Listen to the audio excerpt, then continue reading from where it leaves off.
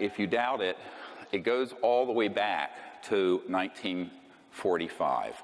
And I'm going to go through some documents. The one that's up here is one that we acquired and released. It's now the #1 viewed document on the FBI site, this one. But before I get to that, I want to talk about what happened in the 1940s, in World War II. So most of you know we had President Franklin Delano Roosevelt, and there were events going on in Europe and also in the Pacific, but mainly in Europe, where there were these things called Foo Fighters. Yes, it's a rock group, and Dave Grohl, it's a great guy, he named his band after what I'm about to tell you. But a Foo Fighter, aside from being a really fun rock band, were objects that were flying around our aircraft in World War II. Sometimes they were fully materialized, hard. Most of the time, they were an energy field that looked spherical, and they could come through an aircraft, even coming down the center of an aircraft and out the other end. This is the trans-dimensional nature of extraterrestrial technologies that I covered in a previous workshop. This became a huge concern for the Allies, and the Allies dispatched, or the President, I should say, on behalf of the Allies, dispatched a man named General Jimmy Doolittle.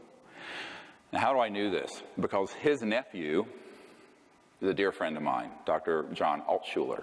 Dr. Altshuler is a hematologist, oncologist in Denver, very renowned, and he was asked, General Doolittle was asked to go over to the theater of operations in Europe to find out what the hell these things were.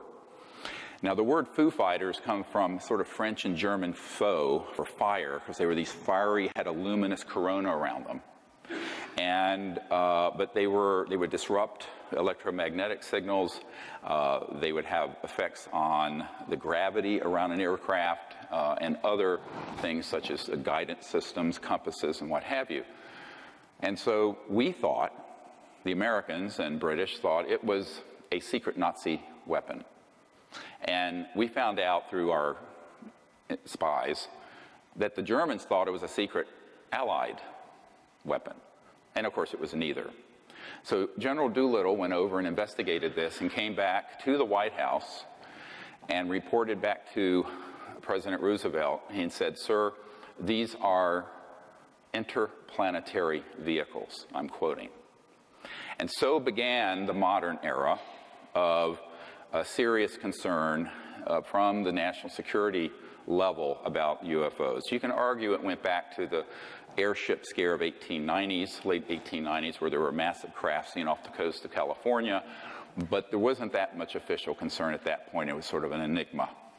But in World War II, because of the type of weapons being developed, both by Hitler and by America, the interstellars, as I call them, became very concerned about what humans were doing on Earth and the risk of us destroying this planet, which I believe, carefully in analyzing the history of this, that they have an interest in its survival and humanity's survival. And so the president at that point did assemble a group of folks that included Oppenheimer, people who worked on the Manhattan Project, Dr. Vannevar Bush, no relationship to President Bush, and others to look into the issue. By the time we detonated the first atomic bomb, the facilities at White Sands missile range in New Mexico and Alamogordo, that area, were being overflown regularly by UFOs. And they were very concerned, obviously, that we were developing weapons that could terminate life on the planet. And they could see where this was headed. So this was not something that just happened out of the blue. There's a history here you must understand. In the early days, and I'm talking now from the early mid-1940s until 1956, there was a reasonable level of constitutional oversight by key members of Congress, senior people in the administrations, and the President of the United States. Everything changed in 1956. Now, when we had the only nuclear, and actually technically it's an atomic bomb squadron and not a thermonuclear one that was developed later. Everybody know the difference between atomic and thermonuclear? Atomic bomb is fission, nuclear is fusion, hydrogen. Anyway, the atomic bomb that we dropped on Hiroshima and Nagasaki was developed, as you all know, in New Mexico, and it was tested at White Sands, and eventually in Roswell, New Mexico, that was the only bomber squadron that had atomic bombs in the world for a number of years before the Soviet Union developed them. And in 1947, there were 2 or 3, I have intelligence recently that indicates there were 3 so-called flying saucers, discs, flying by and doing surveillance of the 509th Bomber Squadron, which was the only atomic bomb squadron in the world. And they switched on, suddenly, an alleged radar system. Read this document carefully. Now, this, I know it's hard for you to see the original. It's dated 1950. It was to J. Edgar Hoover. J. Edgar Hoover building's right near here. And an Air Force source stated that there were 3 flying saucers recovered in New Mexico. They're described as circular in shape with raised centers, 50 feet in diameter. Each one was occupied by 3 bodies of human shape, but only 3 feet tall. They're actually about 39 inches tall. In metallic cloth, very fine texture, etc.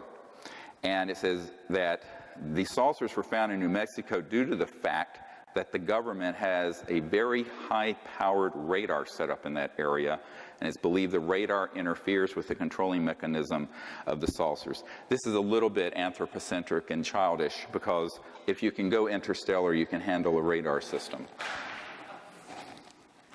What actually happened is that those radar domes had a scalar longitudinal electromagnetic weapon, which is another whole classification of electromagnetic warfare systems that we'll get into later. But suffice it to say, it was an early scalar Star Wars hit. And when they switched that on, at least 2 of these disks collided. One went down northwest of Roswell. The other one continued and was more intact and was impacted near Socorro, New Mexico. And that's where they actually retrieved the bodies. The ones that was just north of Roswell was obliterated into little teeny pieces, tiny little pieces.